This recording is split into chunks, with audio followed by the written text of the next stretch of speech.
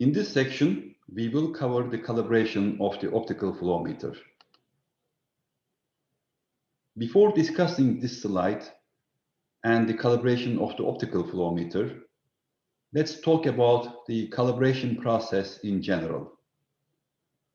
All flow meters require a calibration in one way or another before they are deployed in the field.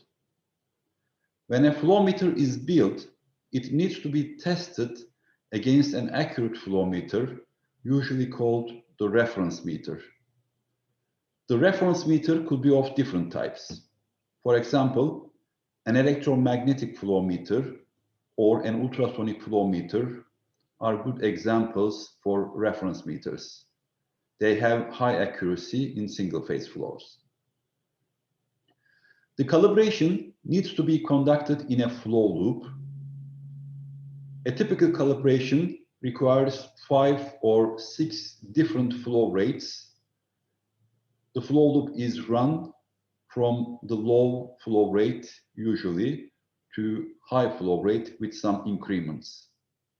At each flow rate, the flow loop is run for a reasonable amount of time, such as from 5 minutes to 15 minutes, depending on the capability, the sampling frequency capability of the reference and test meters. So the critical point is that both test meter and the reference meter should have statistically sufficient data points for later processing. At the end of the calibration, the best approach is to adopt a physics-based model to accommodate the differences between the test meter and the reference meter. That model is usually called the calibration function. Most flow meters require recalibration or recertification, especially electronic-based flow meters are well known for their drift in their measurements. So most meters are sent to the manufacturer. The user sends the meter to manufacturer every year or every other year, depending on the requirements. And the manufacturer checks the calibration, either recertifies it or recalibrates the meter before sending it back to the user. So what does all this mean for a downhole measurement?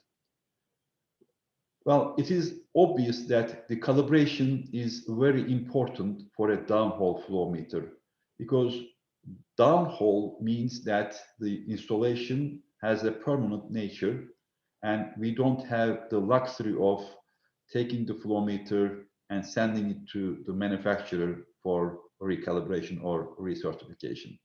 So the calibration of a downhole flow meter must also be permanent in nature. Fortunately, optics-based systems are very good in very small drift in measurement, and optical flow meter is in this category. The drift is minimal in measurement. The optical flow meter is calibrated in a water loop at the Wallingford facility, where all the optical flow meters are manufactured. The calibration is permanent, so once the calibration is done, that should be good for the lifespan of the well. The calibration is based on a Reynolds number approach. Reynolds number is a non-dimensional number, and it is defined here, the density of the fluid multiplied by the velocity of the flow, multiplied by the internal diameter of the flow meter, divided by the viscosity of the fluid. Now, if we focus on these parameters a little closer, the density and viscosity are the properties of the fluid. The velocity is associated with the flow dynamics. and the diameter is associated with the geometry. So it appears that the Reynolds number could be a good number to accommodate the differences between the different fluids, different flow dynamics, and different geometries. And we will see that in the next slide. So let's come back to this plot. What we are seeing here is the optical flow meter velocity measurement versus the reference flow meter velocity measurement. And we have two data sets here. The one with the blue marker represents the raw data, the uncalibrated velocity measured by the optical meter, and the green markers represent the calibrated velocity after the calibration. The dashed line, the 45-degree dashed line, is basically any marker on this line, 45-degree line, means that there is an excellent match between the test meter and the reference meter. So by observation, we can actually see that even the blue markers, without the calibration, the raw data, the velocity measured by the optical flow meter is within plus minus 5% of the reference meter. That means a very robust measurement, really. Now, after the calibration, the performance increases significantly to better than plus minus 1%. So let's move on to the next slide. Once the calibration is complete and the calibration coefficients are determined, that calibration should be good for any Newtonian fluid, such as oil, gas, and water.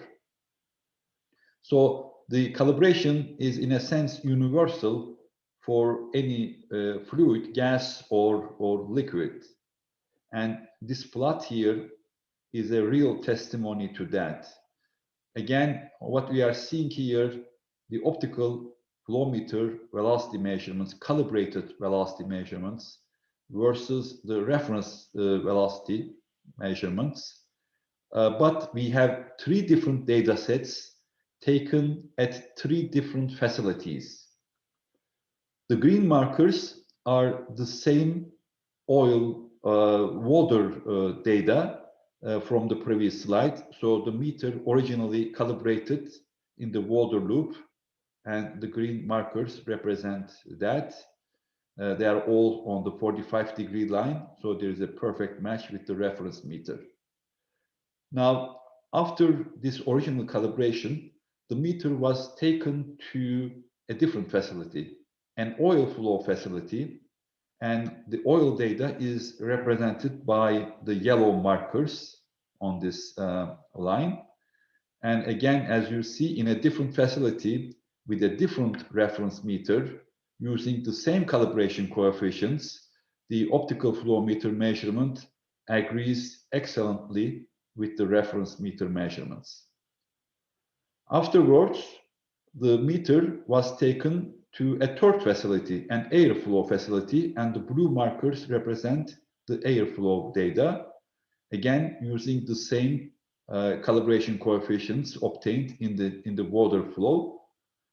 So again, by observation, we can see that the flow meter measurements, optical meter measurements, are in excellent agreement with the reference meter measurements.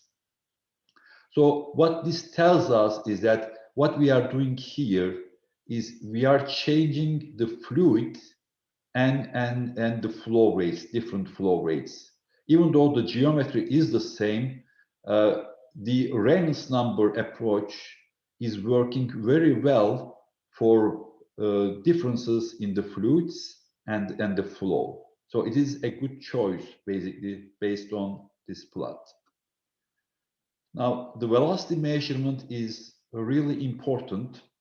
It's important that the calibrated velocity represents the real velocity, because the velocity has a direct impact in the total flow rate measurement.